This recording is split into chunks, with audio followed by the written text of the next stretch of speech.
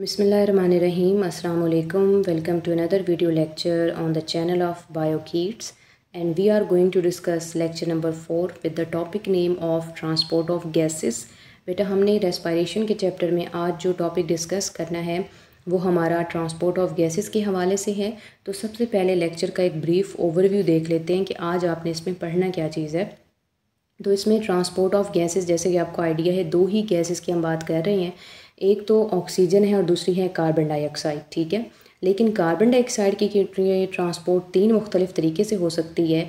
सो उसमें हम bicarbonate ion के थ्रू, कार्बोक्सीमोग्लोबिन के थ्रू और dissolved carbon dioxide in plasma, इन तीनों तरीके के थ्रू हम देखेंगे कि किस तरह से कार्बन डाइऑक्साइड हमारी बॉडी के अंदर ट्रांसपोर्ट होती है। यानी मेन हमारी टू ही हेडिंग्स हैं, मेजर टू ही पार्ट्स हैं, ट्रांसपोर्ट ऑफ ऑक्सीजन और ट्रांसपोर्ट ऑफ कार्बन डाइऑक्साइड। लेकिन ट्रांसपोर्ट ऑफ कार्बन डाइऑक्साइड क्योंकि तीन तरीके से होती है तो इस वजह से सब हेडिंग्स आपके पास ये तीनों भी होंगी इसके साथ, ठीक है। That was a brief overview of the lecture. अब हम इसकी डिटेल देख लेते हैं। सबसे पहले वो आपको बताते हैं कि बाकी जितने भी मटेरियल हैं उनकी तरह जो रेस्पिरेटरी गैसेस होती हैं ये भी हमारी बॉडी में ब्लड के थ्रू ही ट्रांसपोर्ट होती हैं, ठीक है। सो आपको मैं एक और चीज़ रिकॉल करा दूं, blood is a type of medium. Blood हमारी बॉडी के अंदर एक बहुत इंपॉर्टेंट मीडियम है, यानी फ्लूइड है, जो कि हमारी बॉडी के वेस्ट मटेरियल, जो कि रेस्पिरेटरी गैसेस, जो न्यूट्रिएंट्स होते हैं, उनको पूरी बॉडी के अक्रॉस जो है ट्रांसपोर्ट करवाता है और बहुत इंपॉर्टेंट रोल प्ले करता है ट्रांसपोर्ट ऑफ मटेरियल के अंदर। एक बात, दूसरी बात ये है ब्लड एक कनेक्टिव टिश्यू होता है। कनेक्टिव टिश्यू इस वजह से है क्योंकि इसके अंदर आरबीसीज, डब्ल्यूबीसीज और प्लेटलेट्स मौजूद हैं, यानी सेल्स मौजूद हैं। और दूसरा क्या, इसमें fluid in the form of plasma मौजूद है। तो ये टिश्यू की डेफिनेशन पे बिल्कुल पूरा उतरता है कि इसमें डिफरेंट सेल्स भी हैं और इसमें जो है फ्लूइड भी मौजूद है और वो सारे मिलकर काम कौन सा कर रहे हैं, एक ही काम कर रहे हैं, दैट इज़ ट्रांसपोर्ट, ठीक है। तो ये दो इंपॉर्टेंट पॉइंट ब्लड के हवाले से बेटा आपने ज़रूर अपनी बुक के ऊपर नोट कर लेने हैं, ठीक है। इसमें ऐड नहीं करना, लेकिन ये इंपॉर्टेंट एमसीक्यूज़ हैं, दैट्स वाई मैंने इसके साथ ही आपको बता दिया। मेन टॉपिक की तरफ आते हैं। Blood transport oxygen from lungs to diffuse tissues, ठीक है, और carbon dioxide from tissue to lungs. इस बात का मतलब ये है कि आपके लंग्स के अंदर क्योंकि ऑक्सीजन का कंटेंट ज़्यादा होता है, आपने एयर को इनहेल किया होता है, तो ऑक्सीजनेशन ऑफ ब्लड जो है वो लंग्स के अंदर होती है। वहाँ पे बनता है ऑक्सीजनेटेड ब्लड। ऑक्सीजनेटेड ब्लड जो है वो लंग्स से डिफरेंट टिश्यूज़ में जाता है। टिश्यू में वहाँ पर ऑक्सीजन को रिलीज़ कर देगा, वहाँ से कार्बन डाइऑक्साइड को पिक करेगा, कार्बन डाइऑक्साइड को वापस लंग्स की तरफ लेकर आएगा और एक्सहेलेशन करा देगा। इसी चीज़ को उन्होंने डिपिक्ट किया या डिस्क्राइब किया। क्लियर हो गया। फिर हम आ जाते हैं ट्रांसपोर्ट ऑफ ऑक्सीजन पर, यानी अपना जो टॉपिक है उसका मेन पार्ट पहला हिस्सा है। सो हम कहते हैं 97% जो ऑक्सीजन है वो कैरी की जाती है आरबीसीज़ के थ्रू। और कैसे? In the form of oxyhaemoglobin. Remaining 3% dissolve oxygen बन सकती है, ठीक है। हमने बात करनी है कि ऑक्सीहीमोग्लोबिन बनती कैसे। तो बेटा आपने एक चीज़ माइंड के अंदर बिल्कुल क्लियर रखनी है कि जहाँ पे हम बात कर रहे होती हैं ऑक्सीहीमोग्लोबिन या किसी भी गैस के पार्शियल प्रेशर के हवाले से, तो जो पार्शियल प्रेशर है ऑक्सीजन का, ठीक है, ऑक्सीजन का PO2 यानी पार्शियल प्रेशर ऑफ ऑक्सीजन जो है वो लंग्स के अंदर ज़्यादा होता है क्योंकि लंग्स में ऑक्सीजन की क्वांटिटी ज़्यादा है, ठीक है। आपने एयर इनहेल की है, ऑक्सीजन की क्वांटिटी ज़्यादा है तो पार्शियल प्रेशर ज़्यादा होगा, जिस वजह से आपका जो ब्लड है वो ऑक्सीजनेटेड हो जाता है, ऑक्सीहीमोग्लोबिन बन जाती है। फिर जब ये टिश्यूज़ की तरफ जाती है तो टिश्यू के अंदर ऑक्सीजन के मॉलिक्यूल कम होते हैं, जिस वजह से ऑक्सीजन का पार्शियल प्रेशर बहुत ज़्यादा कम होता है।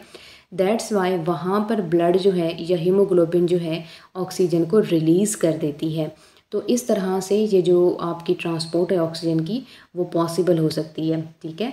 अब हम कहते हैं कि ये जो बाइंडिंग है, यानी ये वाली जो बाइंडिंग होती है ये एक रिवर्सिबल प्रोसेस है, ठीक है। अभी हमने यही बात की है कि लंग्स में जो है ऑक्सीहीमोग्लोबिन बनेगी, ऑक्सीजनेटेड ब्लड होगा, टिश्यू में जाके ये इसको रिलीज़ कर देगी, टिश्यू को ऑक्सीजन प्रोवाइड कर देगी। तो ये क्या चीज़ है? Reversible process. एंजाइम का नाम है कार्बोनिक एनहाइड्रेज, जो कि ये वर्किंग कराता है या ये रिएक्शन कराता है। इसमें हम ये कहते हैं कि हर एक जो हीमोग्लोबिन का मॉलिक्यूल होता है वो 4 मॉलिक्यूल ऑफ ऑक्सीजन के साथ कंबाइन करता है तो हमारे पास ऑक्सीहीमोग्लोबिन बनती है। इंपॉर्टेंट MCQ आपने याद रखना है कि हीमोग्लोबिन के साथ 4 मॉलिक्यूल जो हैं ऑक्सीजन के कंबाइन करते हैं और ऑक्सी हीमोग्लोबिन बनती है, जिसका फार्मूला ये है Hb4O2, ठीक है। और ये जो एबिलिटी है, यानी ability of haemoglobin to bind with oxygen is known as oxygen carrying capacity of blood. बहुत इंपॉर्टेंट बात है कि हीमोग्लोबिन की जो एबिलिटी कि ये ऑक्सीजन के साथ कंबाइन करके ऑक्सी हीमोग्लोबिन बनाती है, this is known as oxy haemoglobin this is known as oxygen carrying capacity of blood. बहुत इंपॉर्टेंट शॉर्ट क्वेश्चन आपका है, आपसे पूछा जा सकता है ट्रांसपोर्ट ऑफ ऑक्सीजन कैसे होती है। तो डेफिनेटली आपने चारों पॉइंट्स भी लिखने हैं, साथ में दोनों इक्वेशंस भी लिखनी है, ये वाली इक्वेशन लिखनी है, जिससे आपको थोड़ी सी चीज़ को एक्सप्लेन करने में आसानी होती है। ये डायग्राम भी शॉर्ट क्वेश्चन में लाजमी आप लिखेंगे।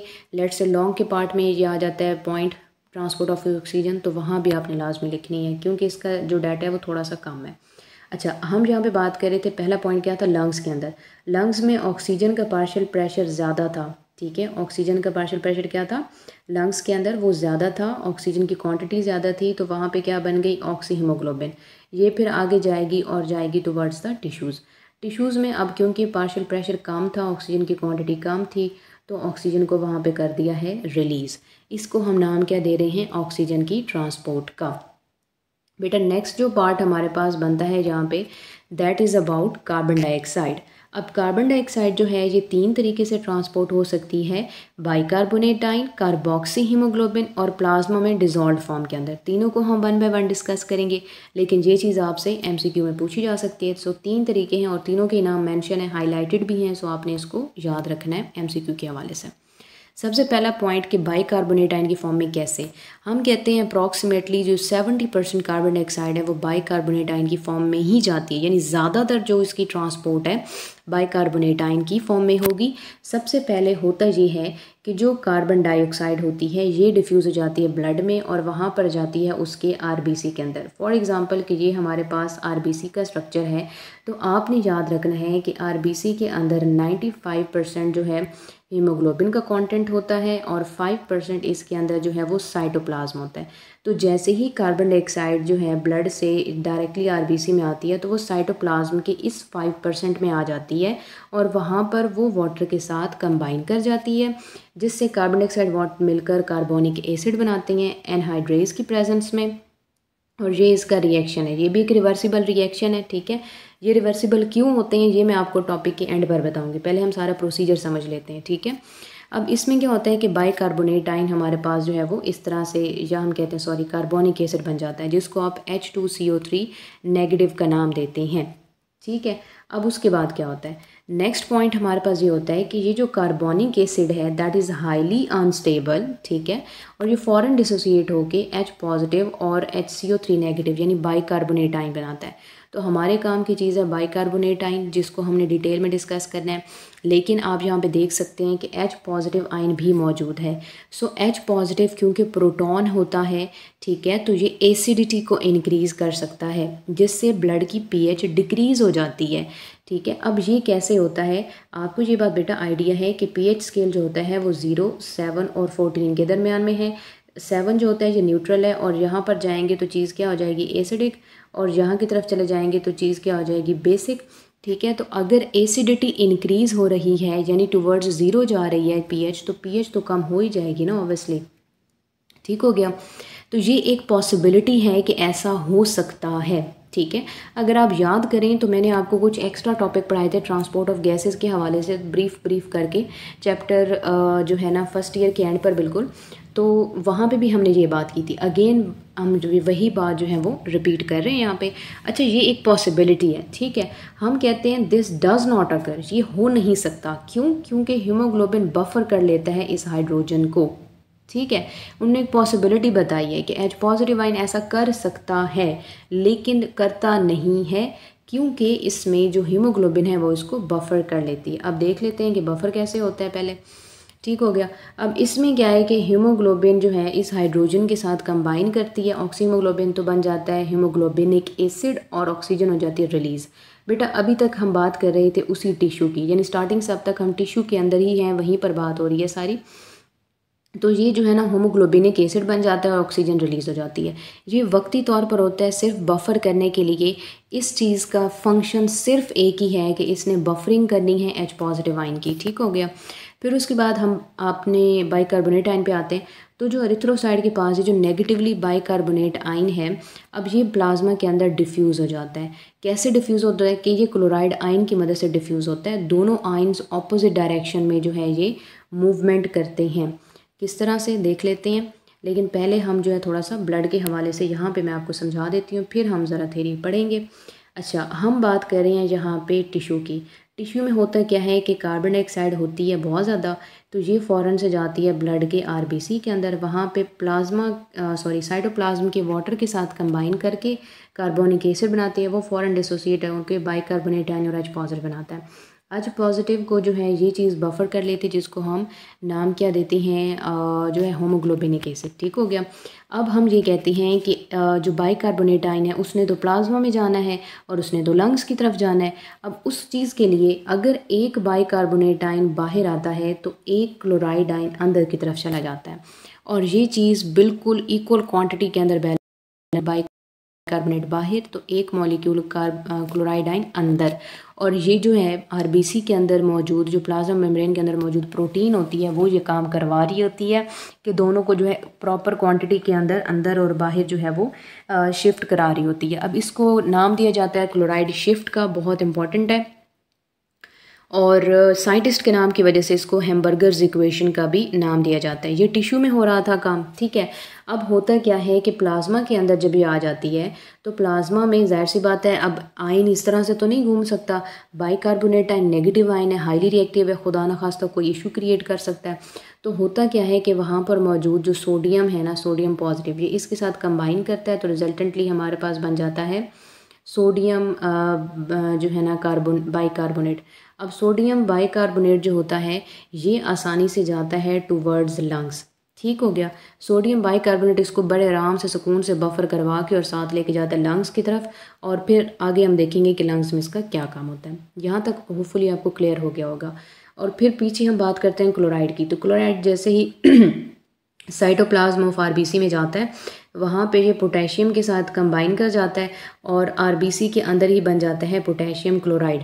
ये वक्ती तौर पर होता है क्योंकि क्लोराइड भी हाईली नेगेटिव है और ये आरबीसी के अंदर जाकर किसी चीज़ को आयनाइज कर सकता है। ऐसा ना हो इसलिए जो है ये KCl बनाया जाता है, पोटेशियम क्लोराइड, ताकि आरबीसी भी सेफ रहे, और ब्लड में जो है सोडियम बाइकार्बोनेट बना दिया जाता है ताकि प्लाज्मा भी सेफ रहे। किसी किस्म का कोई अनवांटेड रिएक्शन नहीं होना चाहिए, ना ही कोई आयनाइजेशन होनी चाहिए। तो फिर हम आ जाते हैं कि लंग्स के ऊपर जो है अब ये वर्किंग कैसे होती है। लंग्स की तरफ आ जाते हैं। अब लंग्स में होता ये है कि अगर आप लंग्स को देखते हैं ना, तो जैसे ही ये जो ब्लड है, जो सोडियम बाइकार्बोनेट आयन होते हैं, ये पहुंच जाते हैं जब लंग्स के ब्लड के अंदर, तो वहाँ पे सोडियम तो बाहर ही हो जाता है और कार्बोनेट आयन जो है ना ये फ्री कर दिया जाता है। कार्बोनेट अगेन अपने हाइड्रोजन के साथ कंबाइन करता है और ये दोनों दोबारा से जो है ना कार्बोनिक एसिड बना देते हैं। ठीक हो गया।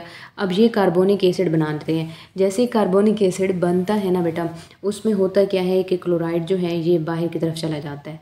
रीज़न इज़ दैट हमने अभी बात की है कि जब सोडियम बाइकार्बोनेट जो था, ठीक है, सोडियम बाइकार्बोनेट जो बफर करके ला रहा था, जब वो कार्बोनेट को फ्री करेगा, एक मॉलिक्यूल कार्बोनेट का अंदर गया है, तो जाहिर सी बात है कि एक मॉलिक्यूल क्लोराइड का बाहर भी आएगा।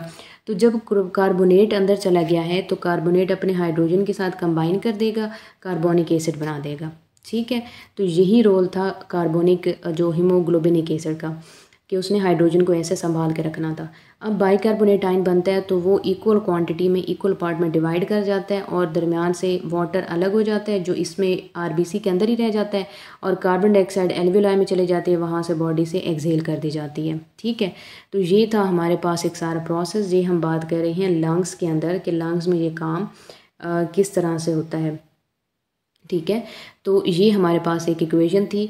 अगर आपको थोड़ी मुश्किल हुई हो समझने में तो वीडियो को थोड़ा प्लेबैक कर लेंगे, अगेन यही बात सुन लेंगे। तो ये बहुत इंपॉर्टेंट कॉन्सेप्ट है क्लोराइड शिफ्ट का, और इस सारे क्लोराइड की जो ट्रांसपोर्ट है इसका सारा हम कहते हैं कि मेन पॉइंट ही यही है। तो ये डायग्राम लाजमी आपने प्रैक्टिस करनी है क्योंकि ये बहुत इंपॉर्टेंट लॉन्ग क्वेश्चन है। यहाँ पे हम थ्योरी देख लेते हैं कि बाइकार्बोनेट और क्लोराइड की जो वर्किंग है ये प्रोटीन के थ्रू होती है। प्रोटीन दोनों को अपोजिट डायरेक्शन में मेंटेन करती है, उनके आयन को जो एक बैलेंस से मेंटेन रखती है। इसको हम क्लोराइड शिफ्ट हैम्बर्गर्स इक्वेशन कहते हैं।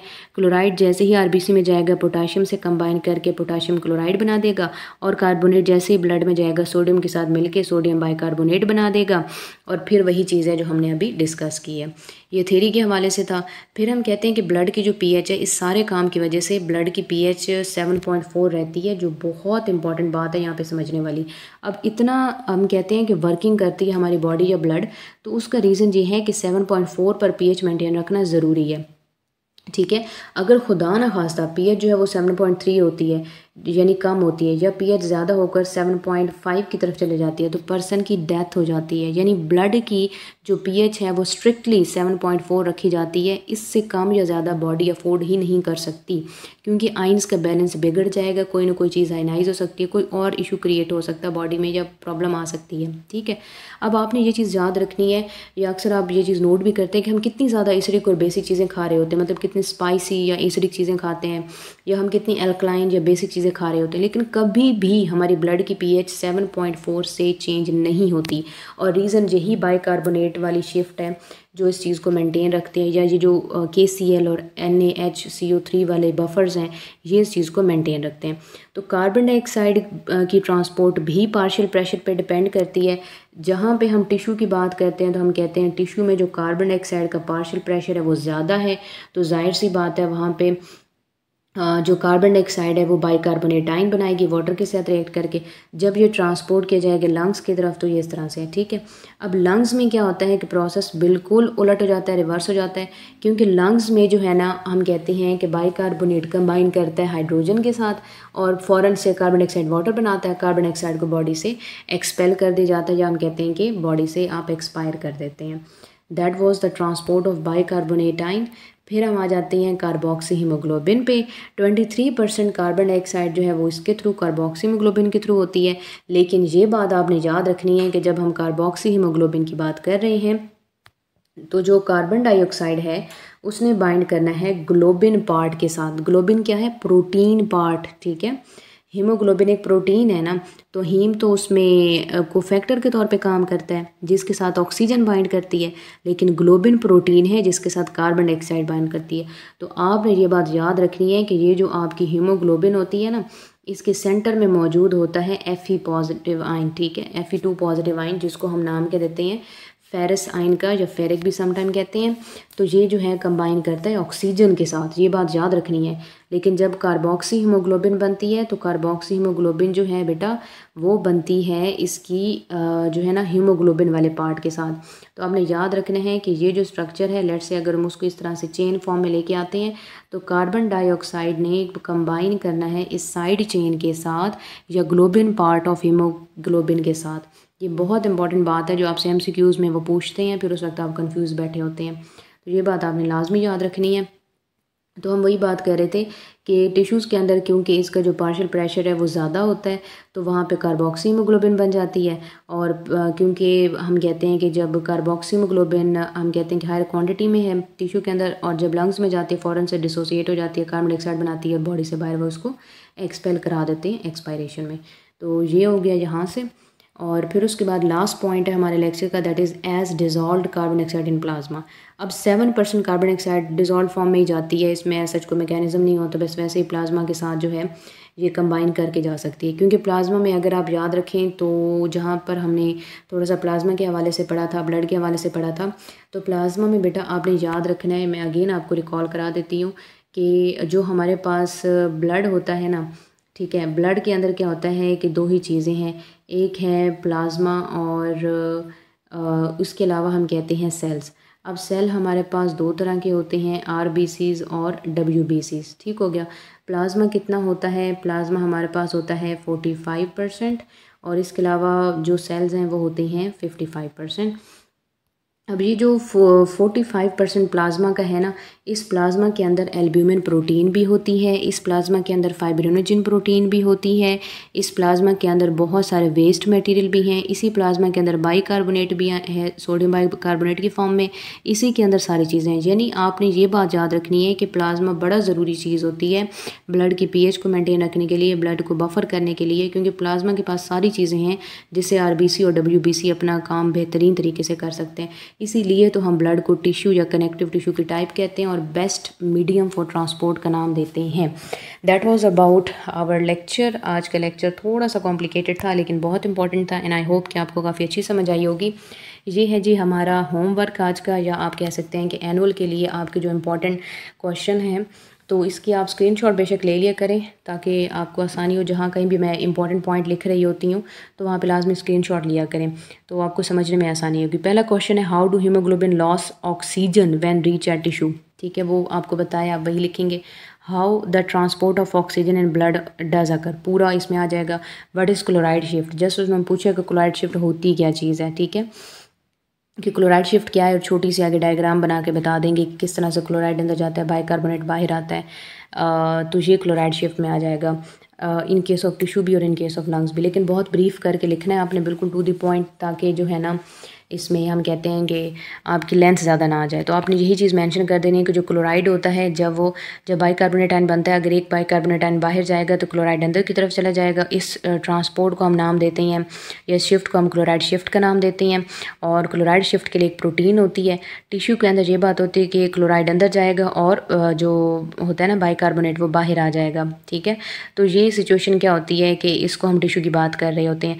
तो क्लोराइड को अंदर बफर करता है potassium in the form of KCl, और ब्लड के अंदर जो है बाइकार्बोनेट को बफर करता है sodium in the form of NaHCO3। ठीक हो गया। फिर उसके बाद आपने डायग्राम बना देनी है। तो साथ में सेकंड पॉइंट लिखेंगे कि लंग्स के अंदर जो होता है सोडियम जब इसको ट्रांसपोर्ट करता है तो जैसे ही एक बाइकार्बोनेट अंदर जाएगा तो क्लोराइड बाहर आ जाएगा। ठीक है, तो इस तरह से क्लोराइड शिफ्ट बहुत इंपॉर्टेंट रोल प्ले करती है जो है कार्बन डाइऑक्साइड की ट्रांसपोर्ट के अंदर। और सामने आगे आपने उसकी डायग्राम बना देनी है। तो ये 2 पॉइंट्स और 2 तरीके से डायग्राम आपने एडजस्ट करना है, यानी बिल्कुल ब्रीफ, बिल्कुल टू द पॉइंट। फिर elaborate the phenomena of Hamburger's equation, same यही चीज़ है, सेम ऐसे ही लिखेंगे, लेकिन जहाँ पे आपने बाकायदा मेंशन कर देना है कि ये हैम्बर्गर्स इक्वेशन है एंड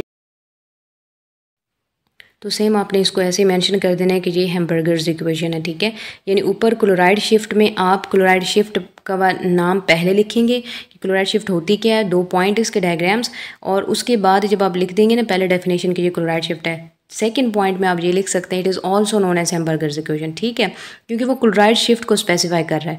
नीचे आपने दूसरे क्वेश्चन में हैम्बर्गर्स इक्वेशन को डिफाइन कर देना और फिर बाद में लिखना है it is also known as chloride shift. थोड़ा इस तरह से थोड़ा सा चेंज आएगा, बाकी सेम वही आंसर है और डायग्राम्स रहेंगी। और फिर उसके बाद लॉन्ग क्वेश्चन है, describe mechanism of carbon dioxide transport in blood as bicarbonate ion in detail, यानी सिर्फ बाइकार्बोनेट का वो आपसे पूछ रहा है 5 नंबर का, तो जाहिर सी बात है डायग्राम्स भी साथ होंगी। और how carbon dioxide is transported in blood, पूरा उन्होंने कहा है कि कार्बन डाइऑक्साइड के बताएं, यानी तीनों के तीनों पार्ट्स उसके बताएं कि किस तरह से जो है bicarbonate ion, then carboxy haemoglobin, then dissolve carbon dioxide की फॉर्म में कैसे होता है। तो ये 8 नंबर के बहुत इंपॉर्टेंट है। तो बेटा आपने ज़रूर इन चीज़ों को प्रिपेयर करना है अपने होम टास्क या आपका ये जो एनुअल का के लिए होते हैं शॉर्ट क्वेश्चन, लॉन्ग क्वेश्चन, ज़रूर प्रिपेयर किया करें। डेली का जो आपका लेक्चर उसके एंड पर ये जो लास्ट वाली स्लाइड आती है, ये इस वजह से लास्ट की स्लाइड ऐड करती हूँ मैं, क्योंकि ये आपके एनुअल के इंपॉर्टेंट शॉर्ट क्वेश्चन और लॉन्ग क्वेश्चन है जो टॉपिक में से आते हैं, या जो MCQs आपको बताती हूँ वो एनुअल में आने वाली चीज़ें हैं, तो आप इनको स्किप नहीं कर सकते। ये चीज़ आपके लिए नुकसानदेह साबित होती है। ठीक है, तो आपने ये समझ लेना है कि ये चीज़ें आई हुई हैं, हर हाल में आपने ये करना ही करना है, क्योंकि बहुत मुश्किल होता है इस तरह से चीज़ों को सर्च करना और फिर उसमें से निकालना कि कौन सा शॉर्ट क्वेश्चन इस टॉपिक में से आए या लॉन्ग क्वेश्चन आए, MCQs आए। तो अगर इतना काम एक टीचर करके आपके लिए करता है और आपको प्रोवाइड किया जाता है, सो आप प्लीज़ इसको जो है सीरियस नोट्स पर लिया करें, इसको रिस्पॉन्सिबिलिटी के साथ जो है वो अपना काम किया करें। एंड आई होप कि आपको लेक्चर अच्छी समझ आई होगी। वीडियो को लाइक, चैनल को सब्सक्राइब कर दीजिएगा। For the upcoming lectures bell icon को प्रेस कर दीजिएगा ताकि जैसे ही लेक्चर अपलोड हो तो आपको इसके नोटिफिकेशंस मिल जाएं और आप आसानी से इसको देख सकते हैं। या अगर आपने प्रीवियस कोई लेक्चर नहीं लिया, स्किप हो गया है या समझ नहीं आई या दोबारा लेना चाहते हैं, तो आप इसी चैनल की प्लेलिस्ट में जा सकते हैं। चैप्टर के नाम से ही प्लेलिस्ट है, तो आप वहाँ पर इन लेक्चर्स को देख सकते हैं। ठीक है, और अगर आपको क्वेश्चन कोई करना है या आप आपको इस टॉपिक में से कोई चीज़ समझ नहीं आई तो आप नीचे कमेंट सेक्शन में मुझसे पूछ सकते हैं। I will try my best कि मैं जैसे ही उसको देखूँ तो फ़ौरन से उसको रिस्पॉन्स कर दूँगी। But be patient about the reply, कि उसमें ज़ाहिर सी बात है इंसान जब फ्री होता है तो फिर कमेंट सेक्शन देखता है। सो आई होप कि आपको जो लेक्चर है वो क्लियर हो गया होगा। मिलते हैं नेक्स्ट लेक्चर में। Till then wish you all the very best and very good luck.